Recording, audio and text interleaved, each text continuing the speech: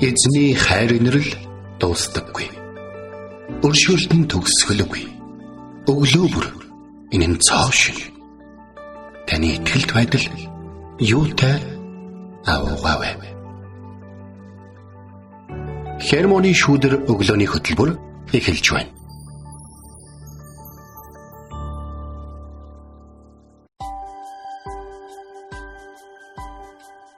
Өглөөний мэнд. Өглөөний мэнд төрөө. Итгэл радиогийн эфирээс хермоны шүүдэр өглөөний хөтөлбөр эхлэхэд бэлэн болсон байна. Эфирт пастор Сайна болон хөтлөгч Бэлгэнээр ажиллаж байна. Сонсогч танд өглөөний мэндийг хүргье. Таны өглөө хэрхэн эхэлж байна вэ? Тэгээд хермоны шүүдэртэй хамт өглөөг эхлүүлээд лавын доотолд те өглөөний мэнд гэд мэдчлэн орж ирж байгаа сонсогч танд баярлалаа. Тэгээд энэ 7 хоног бол зовлонгийн 7 хоног үргэлжилж байна шүү дээ. Тэгээд яагаад энэ өдрүүдийг зовлонгийн 7 хоног гэж хэлдэг мөн энэхүү зовлонгийн 7 хоногийг дурсан санах нь Христэд итгэгч бидний хувьд ямар утга учиртай болохыг мэдэх нь яагаад чухал вэ гэсэн пост явж исэн. Тэгээд түүнээс ас хөргий те. Тэгээд эхний өдөр буюу нэм гараг Матай номын 26-гийн 17-аас 35 дээр Есүс Христ дагалдагч нартайгаа хамт хоолсон сүүлчийн зог барьсан байгаа. Тэгээд хоёр дахь өдөр нь бол Таваа гараг Матай номын 26-аас 26 дугаар бүлгийн 36-аас 46 дугаар ишлэлийг харах юм бол Есүс Христийн шаналл дүүрэн Гетсеман дахь залбирлыг бид нар олж унших боломжтой. За харин 3 дахь өдөр буюу Мигмар гараг буюу өчигдөр Матай 26 дугаар бүлгийн 47-аас 68-ыг харах юм бол Есүс эрх мэдлтнүүдэд баривчлагдсан өдрөө. За харин 4 дахь өдөр нь буюу Лавг гараг буюу өнөөдөр Матай номын 26 дугаар бүлгийн 47-аас 68-ыг харах юм бол Есүсийн үнж дагалдагч Петрийн үгүйсгсэн өдөр байгаа тийм. За тэгээд 5 дахь өдөр буюу Пүрэв гарагт Матай номын 27 дугаар бүлгээс бид нар унших юм бол Есүс Христ Ромын захирагч Пилатын өмнө шүүгдэх өдөр. Шүүгдсэн өдөр агаад. За тэгээд 6 дахь өдөр бол сайн Баасан гараг 5 дахь өдөр. Матай номын 27 дугаар бүлгийн 27-оос 56 дугаар бүлгийг та унших юм бол Есүс Христийн үхэл ба загалмайн зовлонгийн тухай та уншиж хэний төлөө яаж тэр зовлон гэдгийг та уншиж мэдэх боломжтой. За харин 7 дахь өдөр буюу Бэмб гараг Матай номын 27 дугаар бүлгийн 57-аас 66 дээр Есүсийн буш гарах болно. Тэгээд нэм гараг те Христ үхлээс амилсан баяр юм аа. Тэгээд та Матай номын 28 дугаар бүлгийн 1-ээс 20-ыг та уншаарай. Амлал хэрхэн болсон тухай мөн Лук, Иохан номуудаас ч гэсэнтэй унших боломжтой шүү. Тэгээд энэ өдрүүдийг та энэ зовлонгийн 7 хоног хэний төлөө Есүс тэр ам бие зориулсныг та дурсан санаарай. Тэгэхээр энэ 7 хоногт өглөөний тайлбарлалууд, мацаг барилтууд, чуулганы онцгой зөвлөлтийн цагууд болж байгаа. Тиймээс та бүхэн бас өөрийн чуулганы эдгээр зохион байгуулж байгаа энэ ариун ёслуудаар дүүрэн ариун цагуудаар дүүрэн энэхүү ёслуудад цаан оролцохыг бас уриалж байна гэж. Энэ нь бас эзэн таны төлөө юу хийснийг дурсан санаж түн талархах маш гайхалтай 7 хоног байгаа юм шүү гэж. Тийм шүү те. Тэгээд бидний төлөө амиа өгсөн те. Юутай агуу их хайр бай. Тэгээд энэ цагт хамтдаа те эзэн Есүсээ надад мөнх амийг өгөхийн тулд амиа өгсөн танд баярлалаа. Мөнх амийн бэлгийг тань талархалтайгаар хүлээн авч замдаа таарсан бүхэндээ хуваалцсан амьдрахад минь туслаач хэмээн эзний өмнө ирж түүнд алдар магтаалыг энэ цагт өргөцгөөе.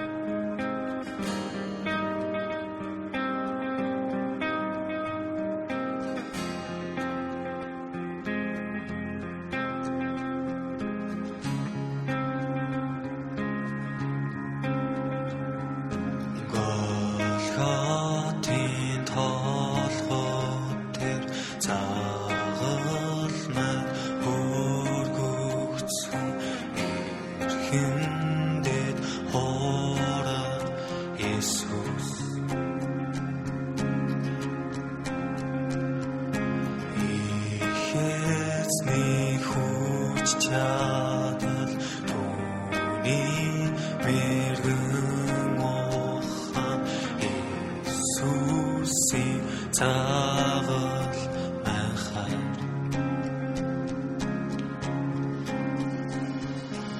ойлгож ухаарсгүй Бүхлийн дараах ялал Христ Есүс амийн бацурмэн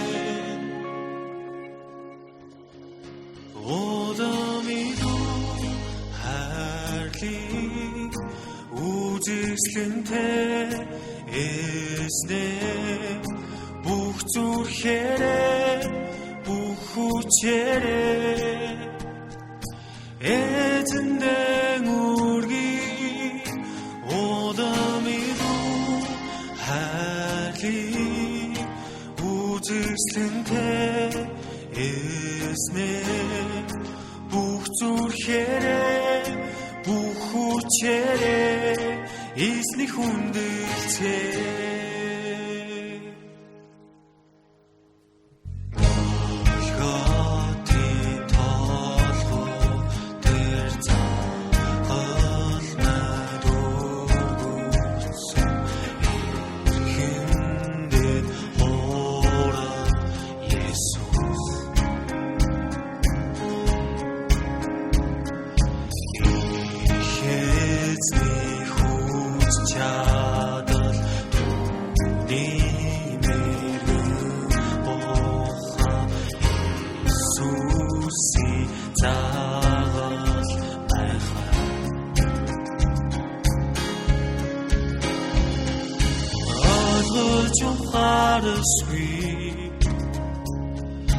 Бүхлийн дараах ялаа Христ Есүс амийн бацурмэн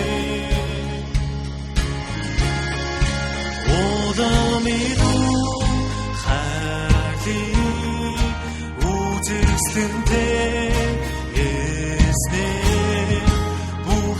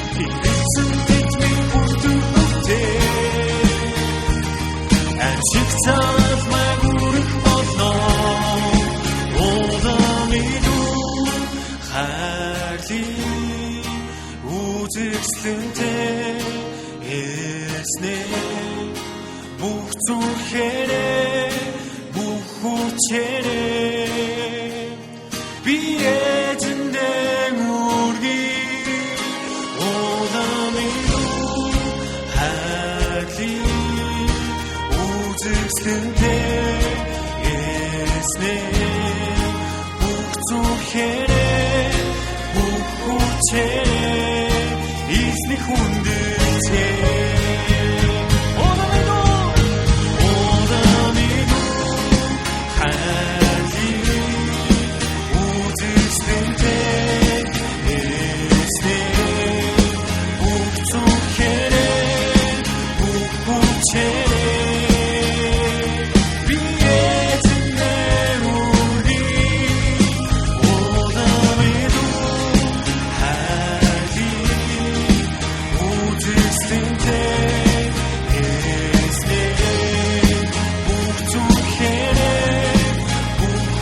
хүчээрээ эзний хүндэтгэл.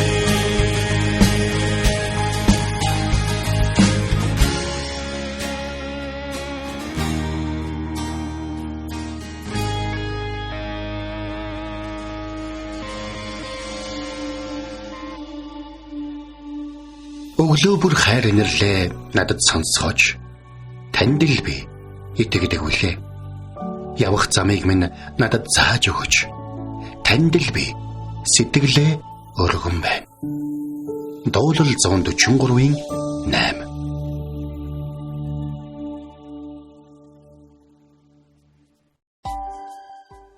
За, өнөөдөр бид хамтдаа Лук номын 17 дугаар 20-ийн 17-ыг үзнэ. За тэгээд энд бол юу гэж байна гэхээр Есүс тэднийг хараад тэгвэл барилгачдын голсон чулуу болонгийн чулуу болов гэж бичигдсэн нь ямар ч юм бэ гэж асуусан.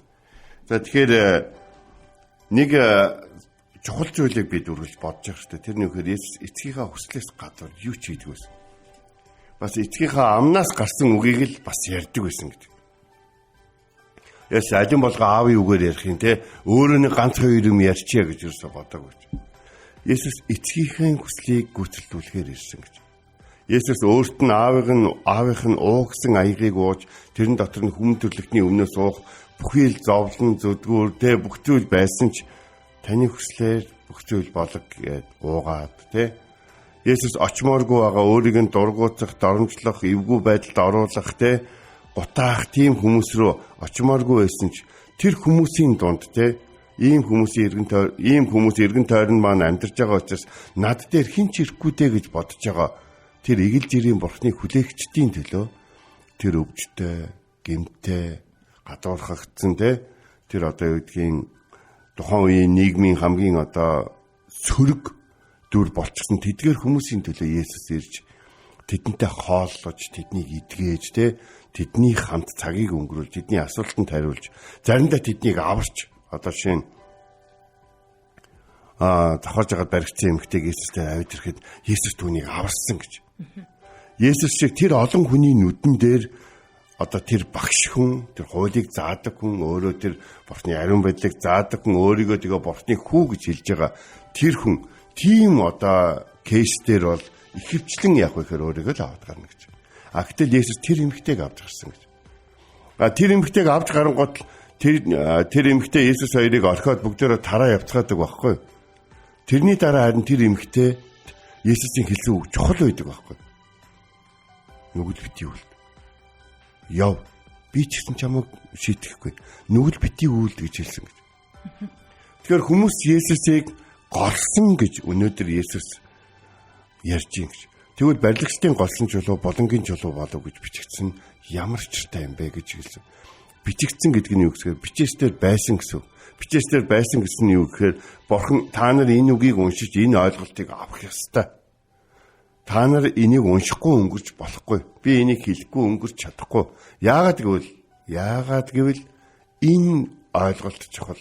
Та нар яг ийм нөхцөл байдалд ороод та нар та нарын төлөө илгээсэн Христийг бүдрэг чулуу шиг харж, гологдсон чулуу шиг харж, хэрэггүй чулуу шиг харахтаа та нар амьдралынхаа хамгийн чухал итгэлийн байшин тэр миний хүмүүс ирж хорогдох тэр байшин та нар буруу барих болно.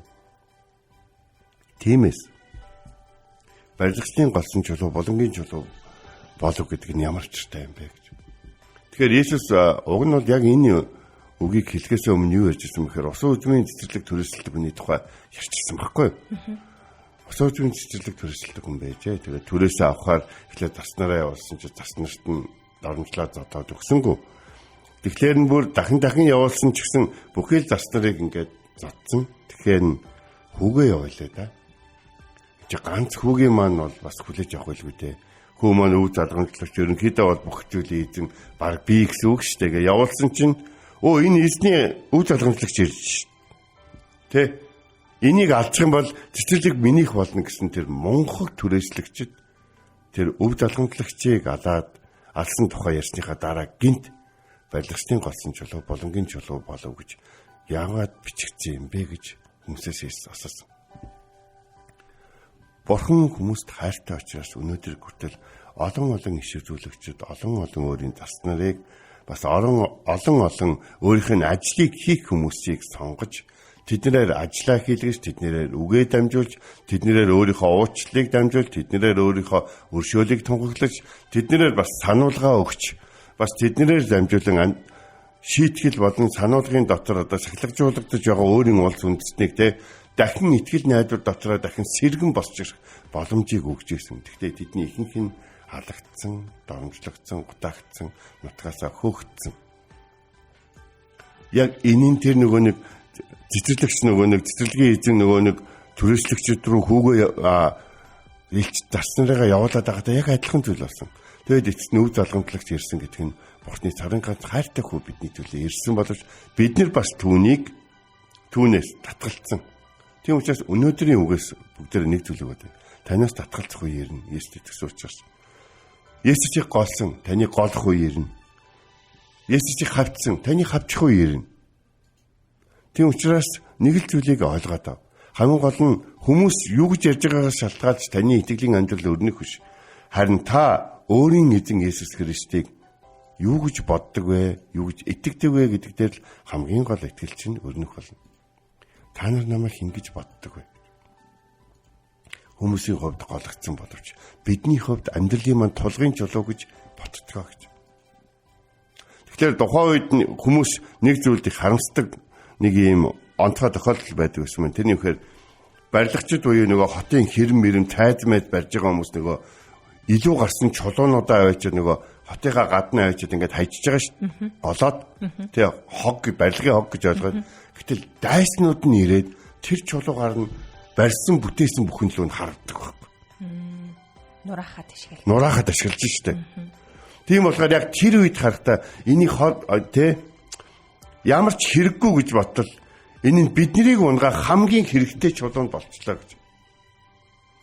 Гэтэл яг энэ нэг зүйлийг бас давхар авч явж байгаа. Тэрний үхээр тулгын чулуу гэдэг. Тулгын чулуу гэхээр манай монголчууд нэг болонд юм уу эсвэл нэг юм яг юм гол багны доор байдаг чулуу яриад байгаа шүү дээ. Та одоо чинь тулгын чулуу гэх юм бол гурван чулуу байна. Бас нөгөө нэг Мойсийн урталд байдаг хоёр бүрэнх чулуу. Тэ?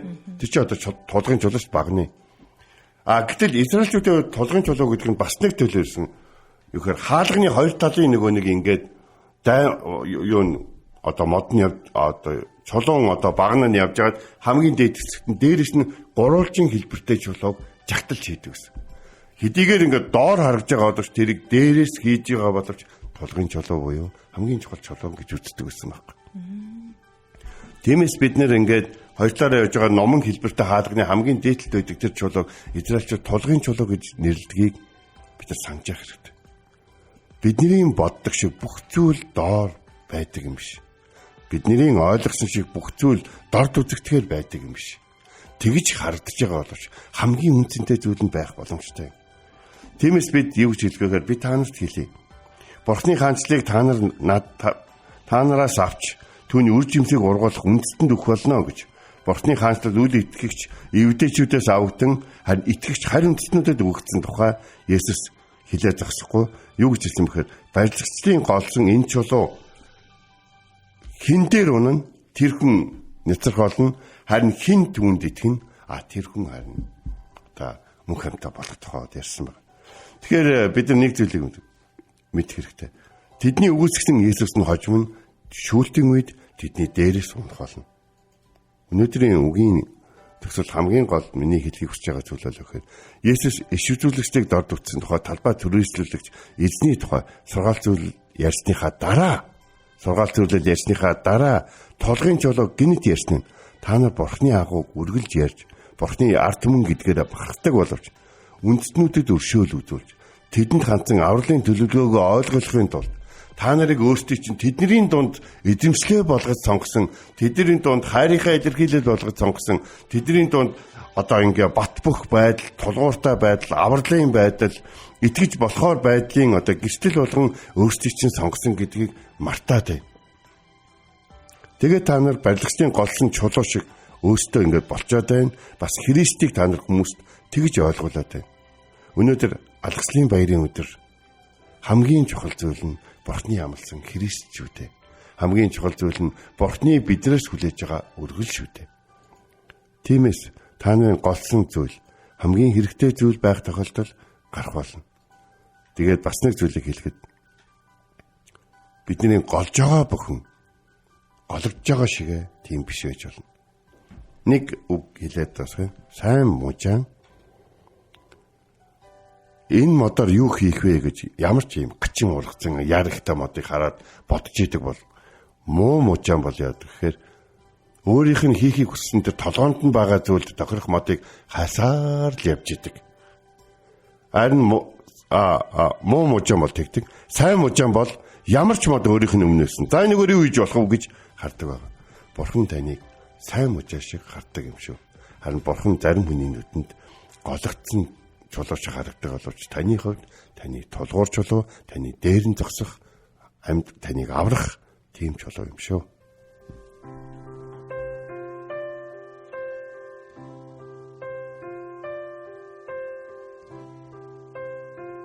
Толшгүй ангал бидний тусгаарлаж давшгүй ондор улс хүндэлсэнч тойлдон мохардан тэнгэрөө чиртэд нэрийг тань шүнжин дуудна таны харэнрэл харанхуй нэвтлэн сэтгэлийн сүдрийг зүүсэн орж таажлаад усган төгсгөлийг бичсэн Есүс Христ амьд найдвар минь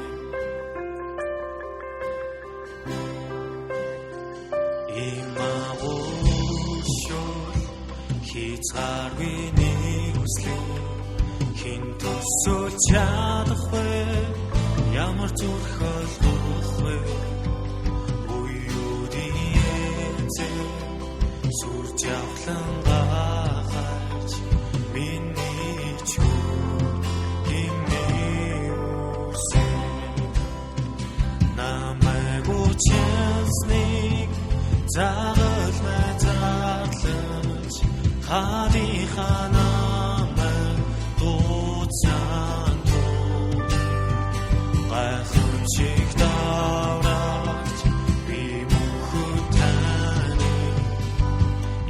Jesus Christ, амьд найдвар минь.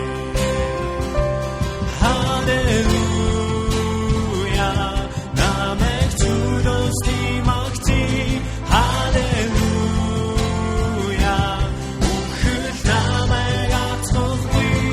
Амгийн жигта дассан, таны нэрэн давнал би. Jesus Christ, амьд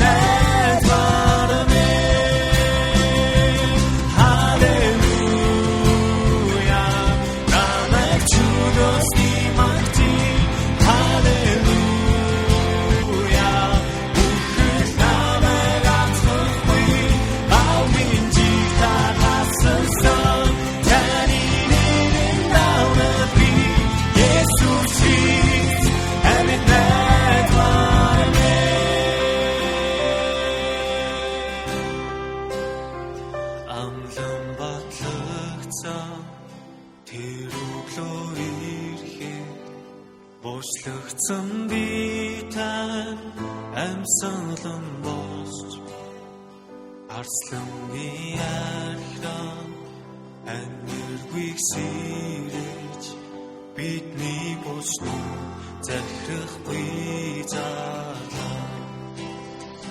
Amdın batlıktan tirukloike Boşluktan biten and serve them all.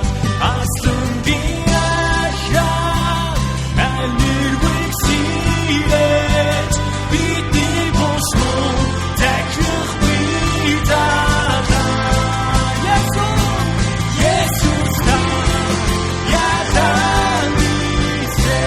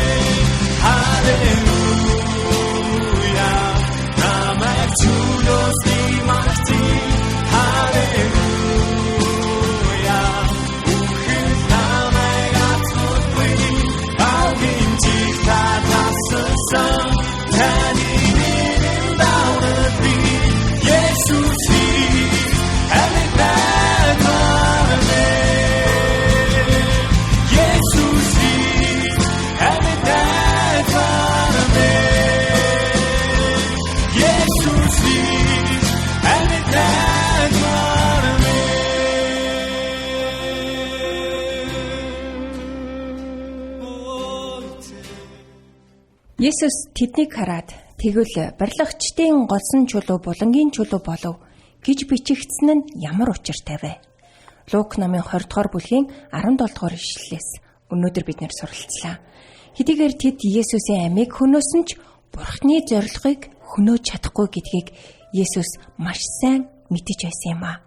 Үүнийгээ ч тэдэнд ийхүү хэлсэн. Барилгачдад гологдсон чулуу булангийн чулуу болно гэж Есүс хэлсэн. Энэ бол хүмүүс Есүсийг хэрхэн голж үл тоох вэ гэдгийг, бас Есүс хэрхэн үхлээс амилж ялалт байгуулах вэ гэдгийг зураглан харуулсан төрслөлөөс юм аа.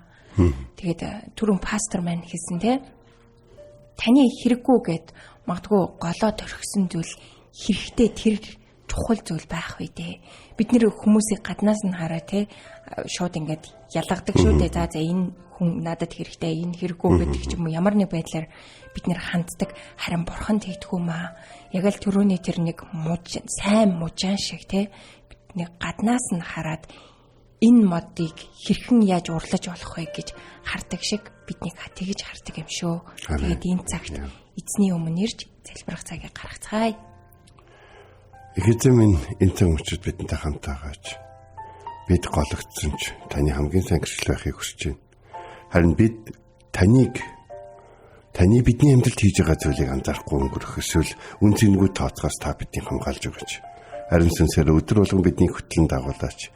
Эзэн Есүс хүн та эцгийнхээ хүслийг биелүүлж байсан шиг бид ч гэсэн энэ дэлхий дээр амьдарч явахдаа таны загалмай дээр бидний төлөө хийсэн зүйлийг үнгүүдүүлэхгүй харин ч түүнийг тунгаглаж хамгийн үнцэнтэй гэрчлэгч итгэгч байхад туслаач. Энэ өдрүүдэд биднийг өөрийнхөө хийсэн зүйл рүү илүү хөтлөөч юмэн Есүсийн нэрээр залбирanгуйлаа. Амен. Энд хүрээд хермоны шүдэр өглөөний хөтөлбөр өндөрлөж байна. Бидэнтэй хамт байсан сонсогчтанд баярлалаа. Маргааш эргээд энэ цагтаа уулзцгаая. Эзэн таныг харж хандах болтугай.